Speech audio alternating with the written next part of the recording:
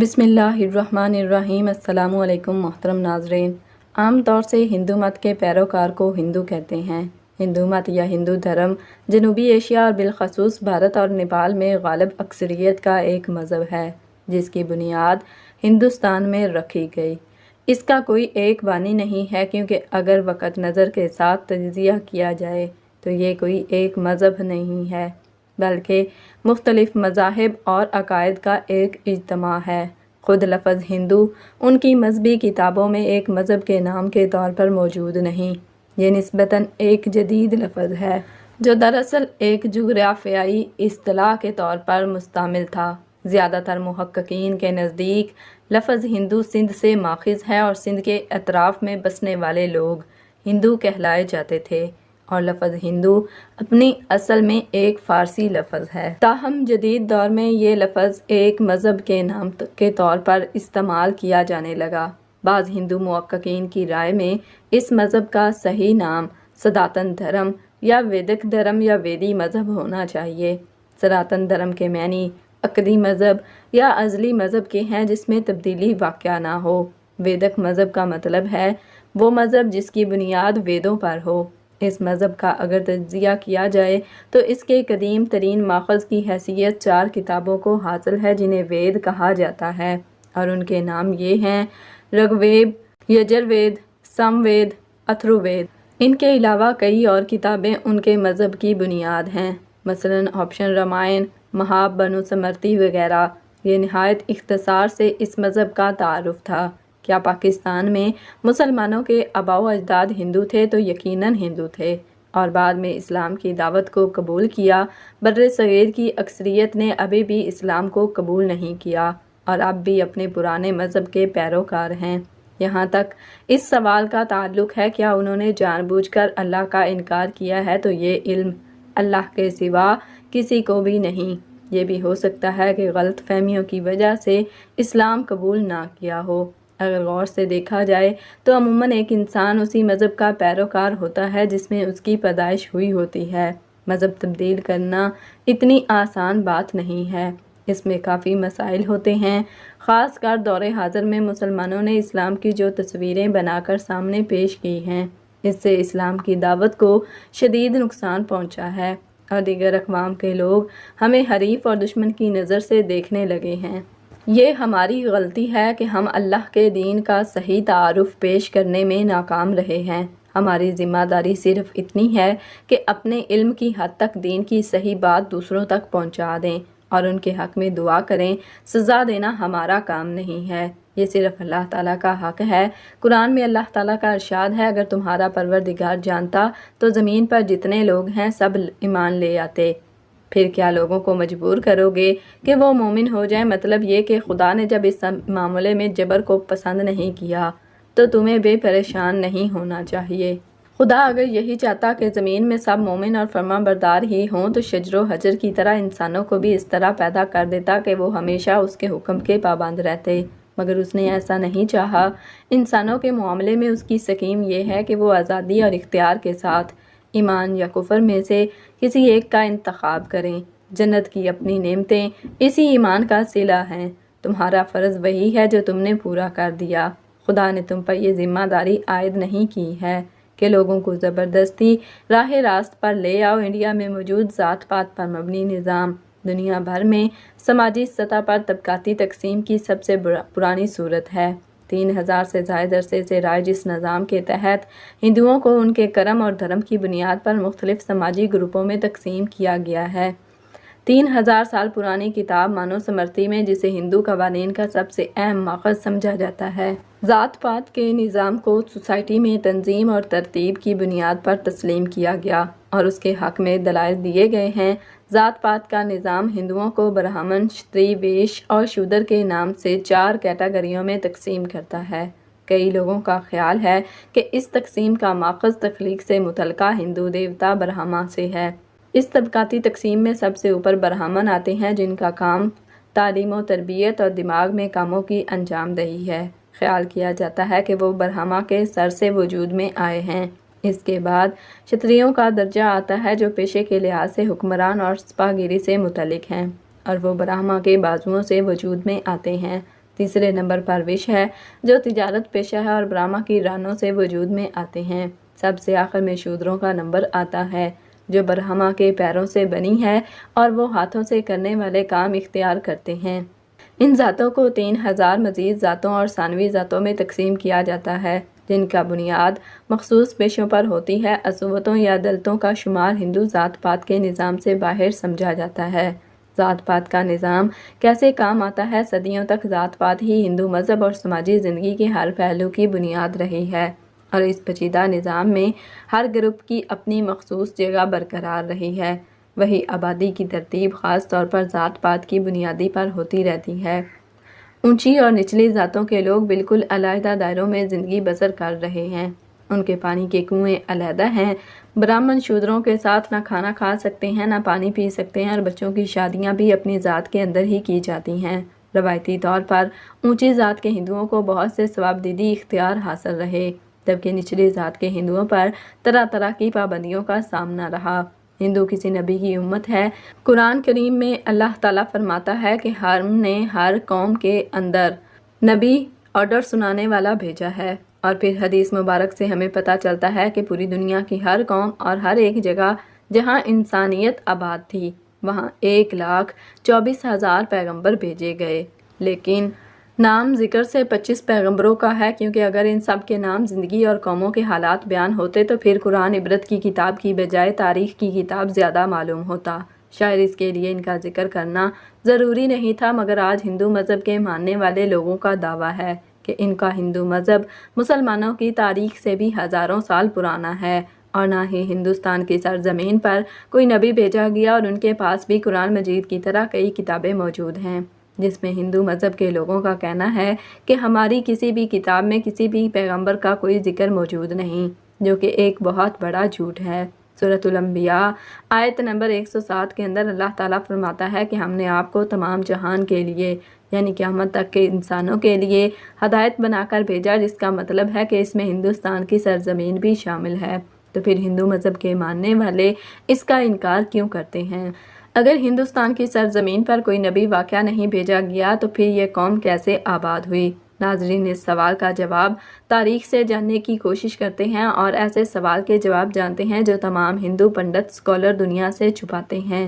ہندو مذہب کے ماننے والوں کا دعویٰ ہے کہ یہ دنیا کا سب سے پرانا مذہب ہے، اتنا پرانا کہ جب اسلام یا مسلمان لفظ کا وجود تک ہی موجود نہیں تھا، اور اس صحیح بھی ہے کیونکہ کفر اور شرک کی شروعات تو اسی دن ہو گئی تھی جب حضرت آدم علیہ السلام کے بیٹے قابیل نے حابیل کو قتل کیا تھا اور ان سے الگ ہو کر کفر اور شرک کے اندر مبتلا ہو گیا تھا۔ اور تاریخ اس بات کی بھی گواہ ہے کہ حضرت ابراہیم علیہ السلام کی قوم بھی بت پرستی اور اس بات سے بھی واقف ہے کہ حضرت موسیٰ علیہ السلام کی قوم نے بھی ایک وقت پر سونے کے بچڑے کی عبادت شروع کر دی تھی، یہاں تک کہ رسول اللہ صلی اللہ علیہ وسلم کے اعلان نبوت سے پہلے کعبے کے اندر بھی 360 بت موجود تھے، جنہیں مکہ فتح کرنے کے بعد صحابہ کرام نے توڑ توڑ کر ٹکڑے کر دیے تھے، جس سے یہ معلوم ہوتا ہے کہ بت پرستی تو دنیا کے پہلے انسان حضرت آدم علیہ السلام کی نافرمان اولاد کے بعد ہی آج تک موجود ہے، مگر اس کا تعلق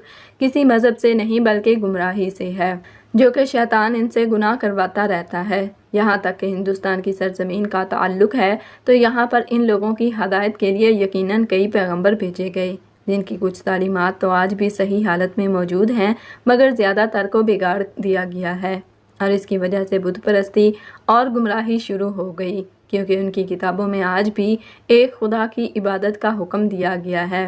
انہیں بھی یہ بتایا گیا ہے کہ خدا کا کوئی شریک نہیں، وہ ایک ہے اور اس کی کوئی اولاد نہیں، مگر پھر بھی اس کی کوئی مورتیاں بنا کر اس کے شریک خدا بنا کر اس کی پوجا ہوتی ہے، اور آج تک ہندو مذہب کے اندر چھوٹے بڑے 36 کروڑ دیوی دیوتا مانے جاتے ہیں، یا یوں کہیں کہ آج تک 36 کروڑ بت بنائے جا چکے ہیں۔ ہندو اسکالر کا یہ دعویٰ ہے کہ اسلام کی شروعات آج سے 1400 سال پہلے ہوئی، اور ہندو مذہب دنیا کا سب سے پرانا مذہب ہے، اس لیے اسلام کا ہندوستان کی سرزمین سے کوئی تعلق نہیں، مگر یہ کم عقل اس بات کو نہیں مانتے کہ دنیا کا پہلا پیغمبر ہی ہندوستان کی سرزمین پر اتارا گیا تھا۔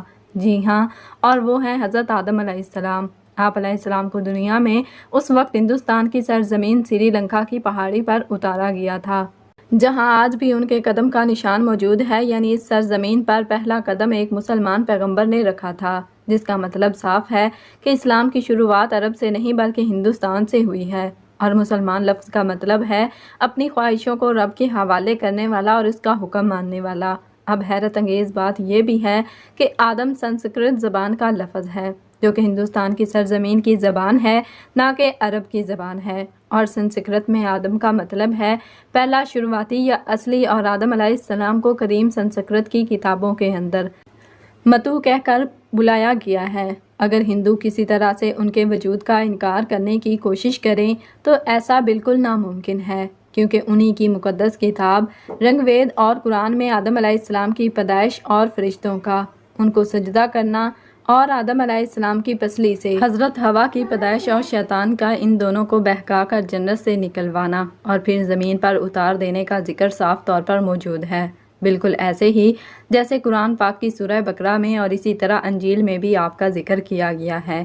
اس کا مطلب اگر ان تینوں دنیا کی سب سے بڑی نایاب کتابوں کے اندر ایک جیسی چیز موجود ہے تو ان کے سورس بھی ایک ہی ہونا چاہیے، یعنی ایک خدا۔ اور ایک خاص بات یہ ہے کہ سری لنکا کی سرزمین سے ہندوستان کی سرزمین کو جوڑنے کے لیے قدرتی پل آج بھی ہزاروں سال سے پانی کے درمیان موجود ہے۔ اس کا بننا کوئی اتفاق نہیں ہے۔ اب سب سے اہم سوال یہ ہے کہ ہندوستان کی سرزمین پر جس بھی پیغمبر کو بھیجا گیا ہوگا، کیا اس کے بارے میں ہمیں تاریخ میں کچھ ثبوت ملتے ہیں؟ مگر سب سے پہلی بات تو یہ ہے کہ ہندوازم نام کا کوئی مذہب تاریخ کے اندر کہیں بھی موجود ہی نہیں، اور نہ ہی ہندو مذہب کی کوئی کتابوں میں اور نہ ہی کوئی آسمانی کتاب میں۔ مثلاً تورات، زبور اور انجیل کے اندر اس ہندو مذہب نام کا کوئی ذکر موجود ہی نہیں۔ بلکہ ایک بات ضرور ہے، کبھی کس زمانے میں سندودی کے قریب رہنے والے لوگ تھے، وہ اپنے علاقے کے نام کی وجہ سے نام کو بگاڑ کر ہندو کہلائے جانے لگے، جبکہ اصل میں ان کا یہ مذہب سنسکرت زبان کے اندر ہندو نام سے نہیں،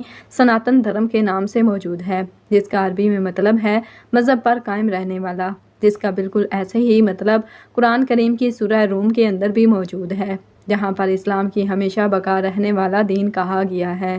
یعنی سناتن دھرم کا مطلب بھی مذہب اسلام ہے۔ اور تاریخ کے حوالوں اور مضبوط دلیلوں کے بارے میں ہمیں تاریخ میں کچھ ثبوت ملتے ہیں، مگر سب سے پہلی بات تو یہ ہے کہ ہند زدنگ نام کا کوئی مذہب تاریخ کے اندر کہیں پر موجود ہی نہیں، اور نہ ہی ہندو مذہب کی کوئی کتابوں میں اور نہ ہی کوئی آسمانی کتاب میں، مثلاً تورات، زبور اور انجیل کے اندر اس ہندو مذہب کا نام کا کوئی ذکر موجود ہی نہیں۔ بلکہ ایک بات ضرور ہے کہ کبھی کسی زمانے میں سندودی کے قریب رہنے والے لوگ وہ اپنے علاقے کے نام کی وجہ سے نام کو بگاڑ کر ہندو کہلائے جانے لگے، جبکہ اصل میں ان کا یہ مذہب سنسکرت زبان کے اندر موجود ہندو نام سے نہیں، سناتن دھرم کے نام سے موجود ہے، جس کا عربی میں مطلب ہے مذہب پر قائم رہنے والا، جس کا بالکل ایسے ہی مطلب قرآن کریم کی سورہ روم کے اندر بھی موجود ہے، جہاں پر اسلام کو ہمیشہ باقی رہنے والا دین کہا گیا ہے، یعنی سناتن دھرم کا مطلب بھی مذہب اسلام ہے۔ اور تاریخ کے حوالوں اور مضبوط دلیلوں سے یہ پتہ چلتا ہے کہ ان کے ویدوں میں حضرت نوح علیہ السلام کا ذکر بھی صاف طور پر کیا گیا ہے، جس میں انہیں نوح کہا گیا۔ ویدوں میں پیغمبر کو منو کہا گیا ہے، اور نوح علیہ السلام کو بڑے سیلاب والا منو کہہ کر بیان کیا گیا ہے، اور ان کی کشتی سے لے کر سیلاب تک کا تمام واقعہ تفصیل سے موجود ہے، جیسے کہ قرآن کی سورہ ہود کے اندر بھی بیان ہے۔ اور ویدوں میں لکھا ہے کہ جب بڑے سیلاب کے بعد دنیا پھر سے آباد ہو گئی تو ان ویدوں کو نافذ کروں گا۔ اور قرآن کے اندر بھی حضرت نوح علیہ السلام کے طوفان کے بارے میں بیان کیا گیا، اور یہ بھی بتایا گیا ہے کہ اس منو کو خدا نے کشتی بنا کر اس کے اندر جاندار کو سوار کرنے کا حکم دیا، جس کے بعد ایک عظیم طوفان آیا جس میں ہندوستان کی سرزمین پر زندگی کو ختم کر دیا گیا۔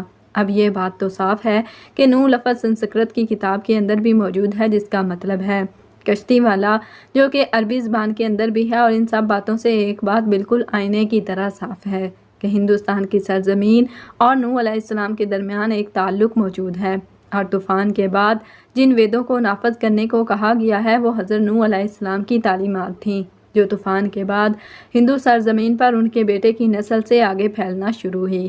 اس کے بعد اس قوم نے گمراہ ہو کر بت پرستی کرنا شروع کر دیا، اور تاریخ کے حوالوں سے ہمیں یہ پتہ چلتا ہے کہ حضرت نوح علیہ السلام کی قوم، جسے دیوی دیوتاؤں کی پوجا کرنے کا طریقہ دنیا میں کہیں اور موجود نہیں تھا، اور قرآن کریم میں نوح علیہ السلام کی قوم کو سابی کہا گیا ہے، جو عراق کی سرزمین کو کہتے ہیں، جہاں پر صرف حضرت ابراہیم علیہ السلام پیدا ہوئے تھے، جن کی قوم یہی مشرک تھے۔ جنہوں نے حضرت نوح علیہ السلام اور ان کے درمیان آنے والے تمام انبیاء کی تعلیمات کو یا تو بدل دیا تھا یا پھر بھلا دیا تھا اور انہی کی پوجا کیا کرتے تھے۔ اس کے علاوہ یہ فرشتوں کی عبادت کیا کرتے تھے، اس لیے خدا کے ساتھ ساتھ فرشتوں کی مورتیاں بھی بنا کر انہیں بھی خدا کا درجہ دینا شروع کر دیا، بالکل ایسے جیسے ہر بڑے کام پر اللہ نے فرشتوں کو مقرر کیا ہے اور وہ ہر بڑے کام پر اللہ کی طرف سے پابند ہے۔ اسی طرح ان لوگوں نے ہر کام کروانے کے لیے ایک الگ الگ خدا کی مورتیوں کی صورت میں بنا دیے۔ یہ لوگ ستاروں اور آگ کے بھی پجاری ہیں، اس لیے آج بھی ہندو قوم ستاروں کے علم کے اندر اتنا یقین رکھتی ہے اور آگ کی بھی پوجا کرتی ہے اور اسے مقدس جانتی ہے، مگر سب سے اہم سوال یہ ہے کہ وہ یہ سب جان کر بھی اور اپنی کتابوں کے اندر صاف طور پر ایک خدا اور پیغمبروں کی تعلیمات کو دیکھ کر بھی ہندو قوم ان کا انکار کیوں کرتی ہے؟ کیوں نہیں مانتی کہ اللہ کے وعدے کے مطابق ان کی قوم کے اندر بھی اللہ کا پیغام اتارا گیا ہے، انہیں بھی ڈر سنایا گیا ہے؟ اس بات کو سمجھنے کے لیے آپ کو صحیح بخاری کی ایک حدیث مبارکہ کے بارے میں جاننا ہوگا۔ حضرت ابو سعید خدری رضی اللہ تعالیٰ عنہ سے روایت ہے کہ رسول کریم صلی اللہ علیہ وسلم نے فرمایا کہ قیامت کے دن جب حضرت نوح علیہ السلام اور ان کی قوم کو بلایا جائے گا اور اللہ تعالیٰ نوح علیہ السلام سے یہ سوال کریں گے کہ کیا آپ نے اپنی قوم تک میرا پیغام پہنچا دیا تھا، تو حضرت نوح علیہ السلام فرمائیں گے کہ بے شک میرے مالک۔ اس کے بعد حضرت نوح علیہ السلام کی قوم سے پوچھا جائے گا کہ کیا نوح نے میرا حکم تم تک پہنچا دیا تھا؟ یہ لوگ انکار کریں گے، نہیں، ہمارے پاس کوئی بھی ڈر سنانے والا نہیں آیا، ہمیں آپ کا کوئی پیغام نہیں ملا۔ اللہ تعالیٰ حضرت نوح علیہ السلام سے فرمائیں گے کہ آپ کا گواہ کون ہے؟ تو وہ فرمائیں گے کہ میرے گواہ حضرت محمد صلی اللہ علیہ وسلم اور ان کی امت ہے۔ پھر تمام لوگوں کو پیش کیا جائے گا اور تمام لوگ گواہی دیں گے کہ حضرت نوح علیہ السلام نے اللہ کا پیغام پہنچا دیا تھا، جس کے بعد نبی کریم صلی اللہ علیہ وسلم نے سورہ بقرہ کی آیت 143 پڑھی، اور اسی طرح سے ہم نے تمہیں درمیانی امت بنا دیا تاکہ تم لوگوں پر گواہ رہو اور رسول تم پر گواہ رہیں، جس سے یہ ثابت ہوا کہ ہندو قوم کبھی اپنے نبی علیہ السلام کی تعلیمات یا کسی اور پیغمبر کو تسلیم نہیں کریں گے، اور ہندوستان کی سرزمین کا اصل مذہب اسلام ہی ہے، جو کہ بگاڑ کی وجہ سے اپنی اصل شکل کھو چکا ہے۔ آج یہ ہماری ذمہ داری ہے کہ ہم ان لوگوں تک اللہ کا پیغام صحیح حالت میں پہنچائیں، کیونکہ ہمارے رسول صلی اللہ علیہ وسلم کی تمام جہان کے لیے رحمت بنا کر اور ڈر سنانے والا بھیجا گیا ہے، اور اب قیامت تک کسی اور رسول اور پیغمبر کو نہیں آنا۔ اس لیے یہ کام اب امت مسلمہ کے ذمے ہے، جس سے قیامت کے روز اس بارے میں سوال کیا جائے گا۔ اور ڈاکٹر ذاکر نائک جیسے لوگوں نے موجودہ دور کے اندر اس کی بہت کوشش کی اور کافی حد تک اپنی تحقیق سے لوگوں کو اللہ کا ڈر سنا کر مسلمان کیا، انہیں لاجیکل طور پر حقیقت پہچاننے میں کامیاب رہے۔ افسوس کہ ہمارے ملک نے دین پر مر مٹنے والی شخصیت پر جھوٹے الزام لگا کر ملک سے باہر نکلوا دیا، اور اگر سچ کہیں تو آج کا مسلمان دینی اور علمی تعلیمات میں دنیا سے بہت پیچھے رہ گیا ہے۔ اس لیے آج دنیا ہم مسلمانوں پر غالب ہو رہی ہے۔ اللہ تعالیٰ ہمیں دین کو مکمل طور پر سمجھنے اور اس پر عمل کرنے کی توفیق عطا فرمائے اور ہمارا خاتمہ بالخیر پر فرمائے، آمین۔ ناظرین، کمنٹ باکس میں اللہ تعالیٰ کے 99 ناموں میں سے ایک نام ضرور ٹائپ کریں۔ جزاکم اللہ خیراً کثیرا۔